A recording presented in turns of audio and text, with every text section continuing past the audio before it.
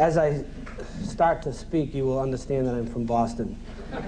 My accent will come out every once in a while. Dan, it was interesting. You said Miracle on Ice, and it was kind of fun as a player after we had won when they called it a Miracle on Ice. And I never thought and would ever think that it was a miracle. I mean, being from Boston, like if the Red Sox won a World Series, now that would be like a miracle. We achieved something that was very, very special.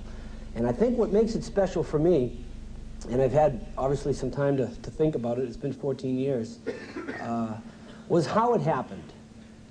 The time and the effort and the work and the commitment that went into our victory. Sometimes for me as a player, someone on that team, it's hard to understand all the things that happened because of our success. Let's look at it. We went to Lake Placid to win. I didn't go there to lose. I don't care if somebody said 7th place. That's somebody who doesn't know what they're talking about as far as I'm concerned. So when we accomplished what we set out to accomplish, it was hard again as a player to understand why it was that big a deal. Look at it in terms of what you've accomplished. You're here for a reason. You're here because you've been successful at what you do. And when people go up and they shake your hand and say, hey, great year, congratulations, great month, you're doing a great job, well, you shake the hand and say thank you very much, but you're the one that knows how much time and effort and work it goes into it. So when you do become successful and things do go well for you, and then all the things happen, such as an event like this, or in my case, a speaking engagement or a golf tournament or things like that, people will come up and say, hey, that was a great job you did, congratulations, it was a great miracle, nobody thought you could do it. But yet when you accomplish it, you sit back and you think about it, how did it happen? Why are you here? Well, you're here because you want to be here, number one, but you're here because of the time and the effort and the work that you put into it. So in 1980, we spent 6 months preparing for an Olympic Games, never knowing what the outcome was going to be, obviously hoping and dreaming and believing that we could win. And when it did happen, it was like, hey, that's what I did. That's what I prepared for. That's what I worked for. So I guess it's hard as a player when you accomplish such great things to understand how people look at it as something special, because to me it wasn't that special. To me it was an accomplishment of a group of athletes who believed in themselves and who believed in each other. You talked about intangibles.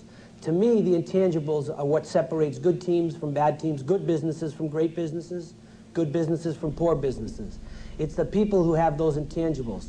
And the intangibles you talk about are heart and pride and commitment and love and respect. The little things that I think, as I said, separate the difference between good and bad.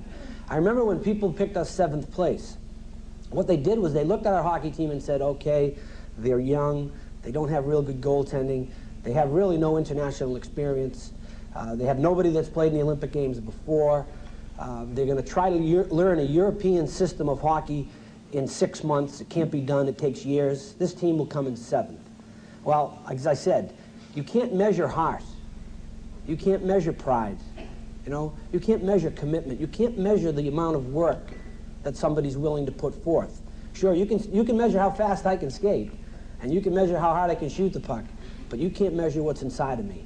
And I think that was the thing that makes me so proud of the fact that I was a part of that team and accomplished something that nobody in the world thought we could accomplish.